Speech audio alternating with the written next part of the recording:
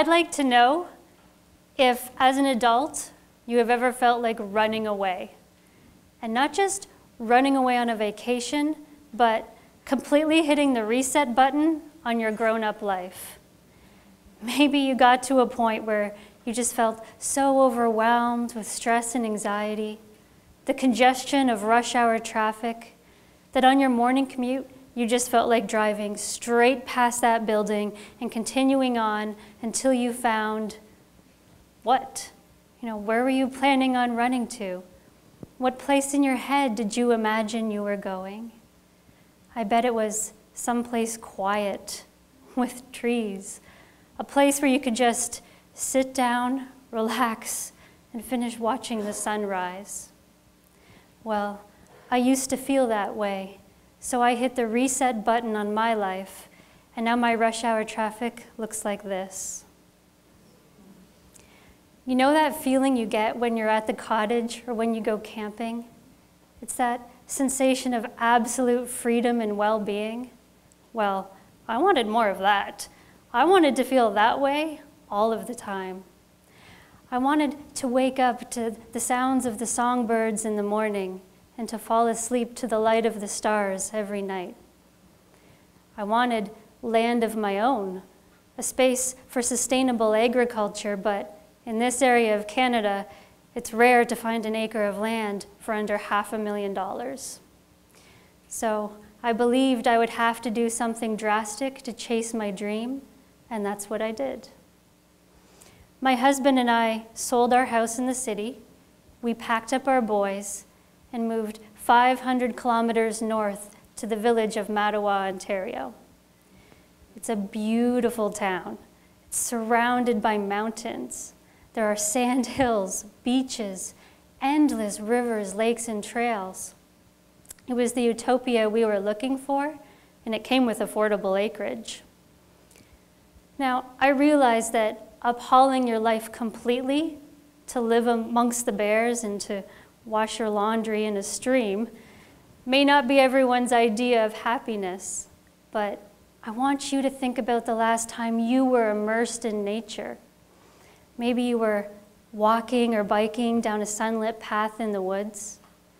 What about an evening canoe paddle on a calm lake? The last time you were at the beach, do you remember the sensation of sinking your toes into warm beach sand and to listening to the waves crash of the ocean? How did those moments make you feel? I bet you felt calm, you were happy, you felt absolutely great, right? And of course you felt great. It wasn't just because of the pina coladas, although sometimes they help, but it's because you got off of your couch. You got out from behind your desk or your cubicle, and you gave yourself the gift of movement and fresh air. There's something called the Biophilia Hypothesis, and it is used to describe humans in our insatiable drive to be connected to nature and to other forms of life. Biophilia meaning the love of life or living systems. It's a state of mind of being drawn to things that are alive and vital. It's why your fondest childhood memories are of you riding your bike to the park, building a snow fort with friends, and going fishing with Granddad. It's why as an adult, you buy cottage magazines to put on your coffee table, why you're drawn to calendars that depict nature scenes, and why your screensaver is a beautiful shot of the mountains or the beach. It's why you love action movies that are apocalyptic. It's not just the cool graphics and explosions that make us love them. It's because they strike a chord with our primal instincts. We still want to be challenged to explore a new place and to hunt and forage for supplies. We want to run in open spaces and to jump and dig, lift and climb. So how do we bring back that connection to nature without being forced into it by having to fight off interstellar beings or zombies? All day long, we're giving ourselves these constant reminders. Our subconscious is at work telling us that even though we are in here, we would really rather be out there. but we're spending less time out there than ever before. Children today will spend 50% less time outside than their parents did. The Environmental Protection Agency states that the average person in North America will now spend 93% of their life indoors. And we do this even though we know that a lack of exposure to sunlight is causing low energy levels, problem sleeping, and depression. And we have access to all of these amazing gadgets and digital platforms for happiness, but we say they're making us feel more isolated and depressed. You know, when you checked your emails this morning, did you feel as if you've seen something new and exciting? When you logged out of your social media account, did you walk away feeling inspired? And when you picked up your cell phone, turned on the Wi-Fi, and began to scroll, did you feel connected to someone or something bigger than yourself? And if no, then why not? I thought personal technology was marketed to connect us and to improve our quality of life. But we point the blame at being bound to our computers and digital devices for making us sedentary and apathetic and for holding us hostage inside. But with so many of our devices mobile, maybe we could just be using them in a better way. And I get it. Even if we do have a strong desire to turn off and log out, in today's technology-dominated society, we may not be ready, or it may not be practical to leave these devices behind. But if you do get that chance, I would strongly encourage it, because there's nothing quite like the freedom of leaving it all behind for pure wilderness.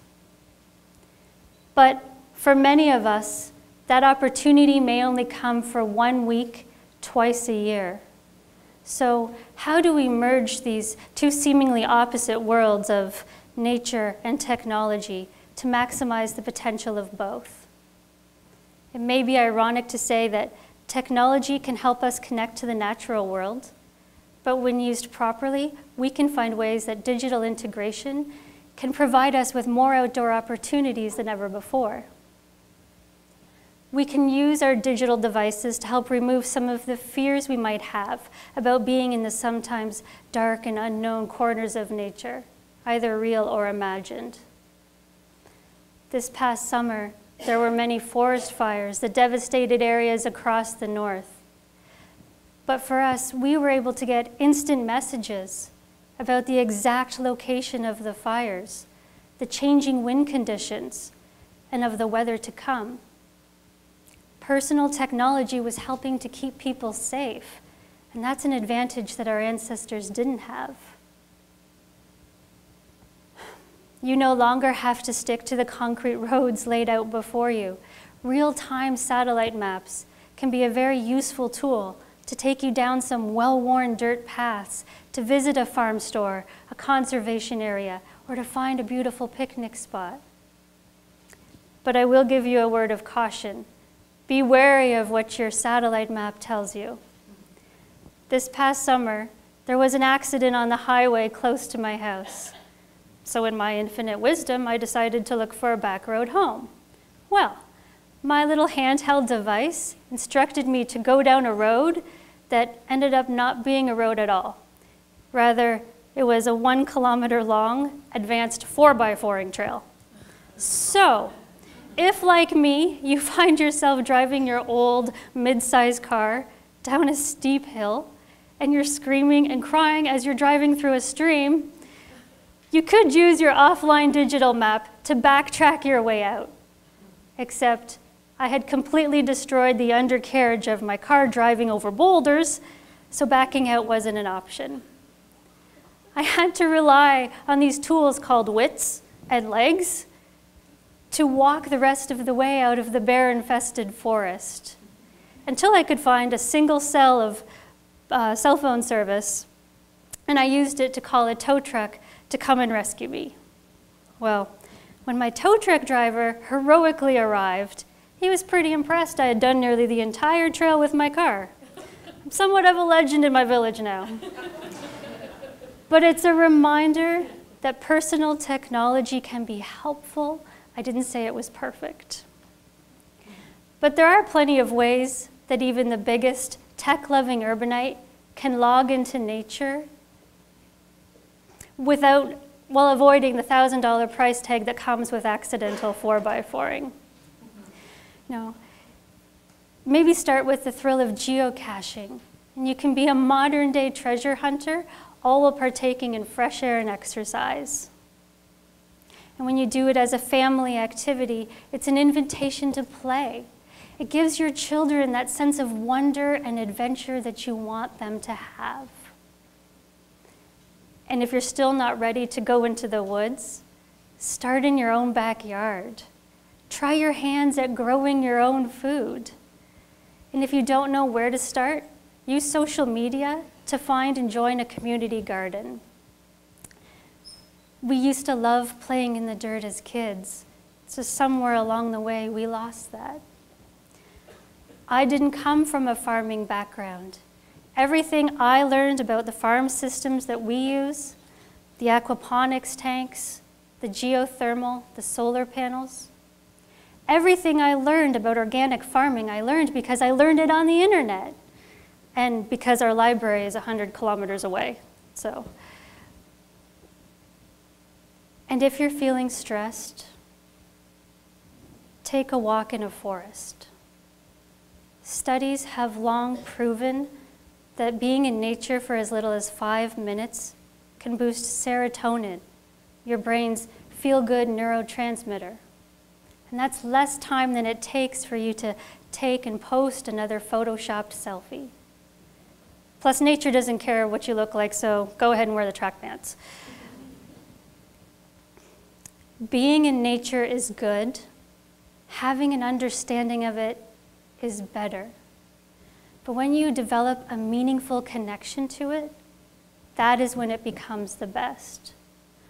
So the next time you are outside, there are hundreds of apps to help you identify that tree you just saw, the weird mushroom you found, and that sound you just heard. And while you're taking the time to identify this fabulous thing that you've just discovered, learn about it. Can you eat it? Is it used for medicine? What can you build from it? All of that information is probably right there in your smartphone app. And for the people who still want that societal collapse or intergalactic battle, take note because you'll need to know this stuff to survive. But for the rest of us, that cell phone is already in your hand. So use it to network to nature. You don't need to run away from being a grown-up.